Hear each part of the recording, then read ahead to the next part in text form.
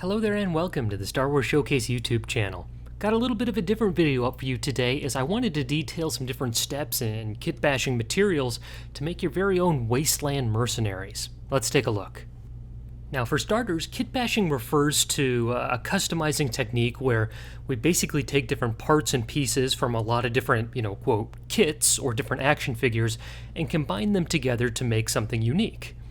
And this can be a great way to reuse a lot of different assets or parts and pieces that you like from particular figures, or to take, like I've done in this case, some different extra pieces that you just have lying around and try to make a project out of them. So you may have noticed for this particular project, I've got the body of a Star Wars Black Series Death Trooper, as well as a couple of other bits and bobs and weapons to make this kind of Wasteland mercenary looking figure. So our head sculpt is one that I picked up from Thanatos Unlimited. They're a fantastic Etsy storefront with all kinds of different products for, 3D prints of kind of military-esque, G.I. Joe sorts of weaponry, but also with a ton of really great Star Wars offerings as well. And that's often what I'm buying from them.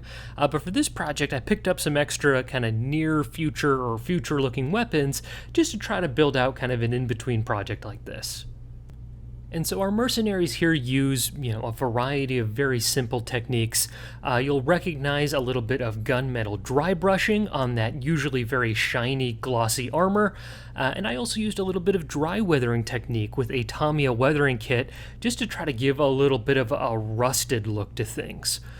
This head sculpt, which is a helmet as well as a gas mask, is a fun little project and is great for, Warhammer, G.I. Joe bad guys, really any kind of background character looks good here.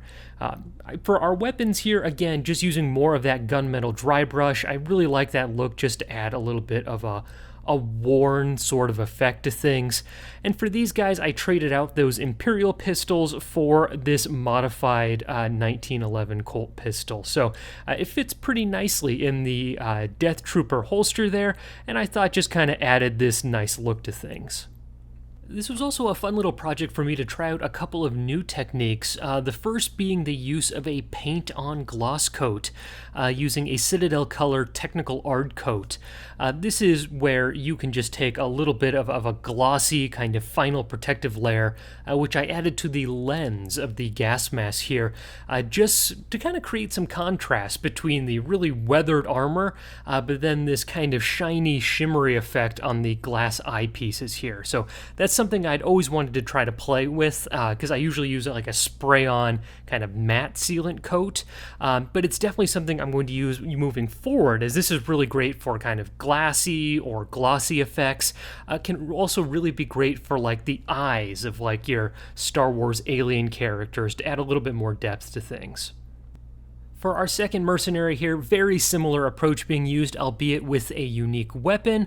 I do love when our weapons have the chance to add a little bit more color as opposed to, your blacks, your browns, your khakis, and that gunmetal. So I like when you have these different vents to add kind of a bright color, a red, a yellow, or a blue, just to kind of help things stick out a little bit more.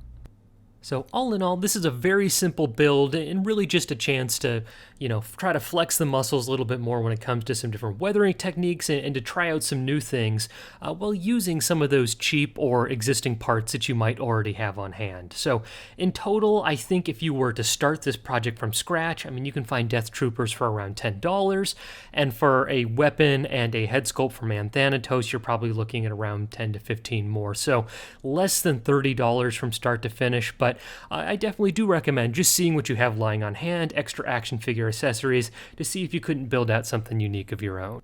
So let me know if you're a fan of this project, if you have any recommendations for individual action figure pieces that might lend itself well to kind of a wasteland or post-apocalyptic look. I would love to hear your thoughts down in the comments below. Also, if you like this video, make sure to check out some of our other tutorials for making action figures of your own, as well as some of our different reviews rating some of the most recent releases from the Star Wars Hasbro Black Series. Check it out.